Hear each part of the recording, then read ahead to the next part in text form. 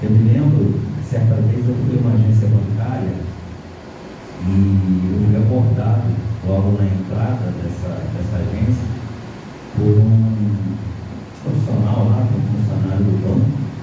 E aí ele veio todo feliz, ele disse: ah, que maravilha, bom, a gente tem uma pessoa com deficiência aqui, deficiência visual aqui na nossa agência, eu preciso te mostrar, a gente tem umas bolinhas aqui no chão, começou bem, né?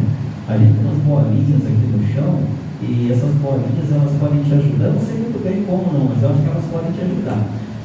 E aí eu falei: bem, o senhor está falando do piso podotático? Então, falei: ah, então, o senhor me entra, onde é que ela está? Aí ele me mostrou lá na entrada, eu falei: tá, e ela vai me levar onde? Não, o senhor pode seguir com ela, você vai conseguir fazer tudo o que o senhor precisa. Eu falei: poxa, beleza, né? Me guiando lá para aquelas bolinhas no chão. E quando de repente eu me deparei com um vidro lá da vista, falei: então, eu estou na porta. Ele: não, a porta está à sua direita. Eu falei: então não adiantou nada a bolinha no chão, poxa. Era melhor que eu tivesse ido fora das bolinhas, pelo menos eu ia chegar na porta. Então, aquilo ali foi colocado para, de repente, cumprir a lei, né? Ele disse que tinha sido feito. Só que quem fez, com certeza, não tinha conhecimento do que estava fazendo. E aí, simplesmente, botou as bolinhas no chão. E aí, pessoal, a gente precisa ter muito cuidado quando a gente fala de acessibilidade. Seria muito interessante que a gente não precisasse falar de acessibilidade.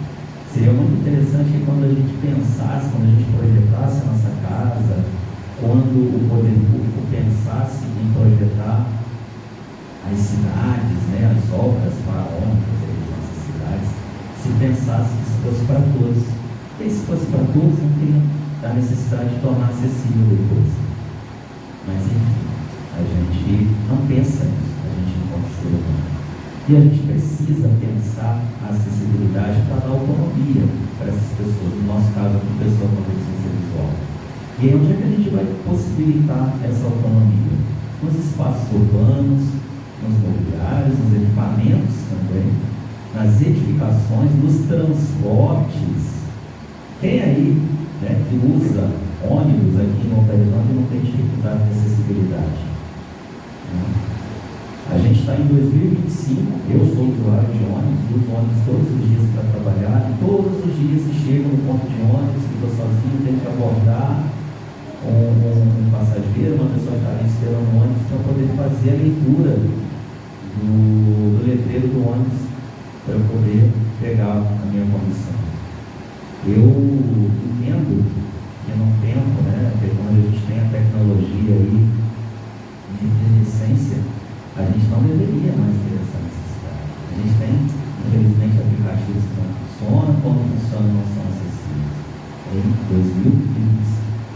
E essa acessibilidade é preciso também que a gente tenha essa acessibilidade na informação, na comunicação.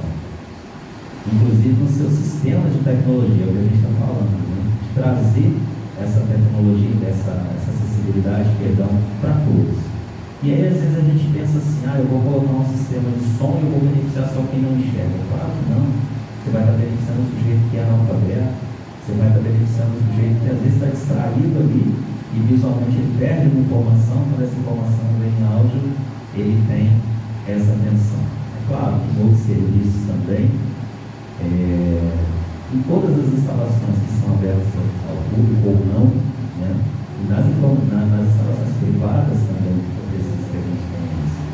Então, tornar acessível é tornar viável que a pessoa possa acessar esses equipamentos. A gente fala agora do desenho universal. Há um tempo atrás, essa expressão estava em voga, né? A gente ouvia muito falar sobre o desenho universal. O que é o desenho universal? Exatamente o que eu falei anteriormente. É você pensar num equipamento que possa ser utilizado por todos, independente da deficiência, independente da dificuldade de locomoção, independente de qualquer situação que a pessoa venha apresentar. Você vai construir uma casa. Então você já constrói essa casa com a porta do banheiro, por exemplo, acessível para uma cadeira de rodas. Primeiro que você não sabe se você vai se tornar um cadeirante futuramente, a gente nunca sabe. E também a gente não sabe se vai receber na nossa casa cadeirante. Então por que a gente não constrói as nossas casas já acessíveis?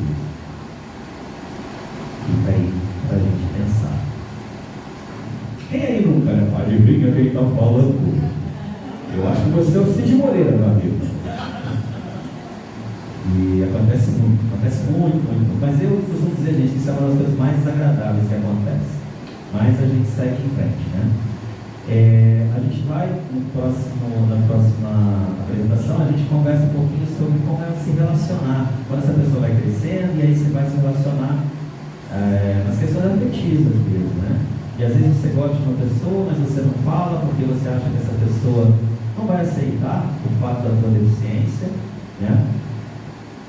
Mas aí depois vem a sequência, você cresce, você vai se entendendo, você se casa. E aí quando casa, gente, é um negócio muito engraçado. Ou você quer cego, né? Ou você casa com uma pessoa que enxerga que ela tem que te ajudar, ou você casa com uma pessoa que não enxerga porque você é feio demais, ela não vai te ver. Ou você casa com uma pessoa que não enxerga porque cego só casa com cego, né? Negro só casa com negro, flamenguista só casa com flamenguista. Não existe a possibilidade de outros pensamentos.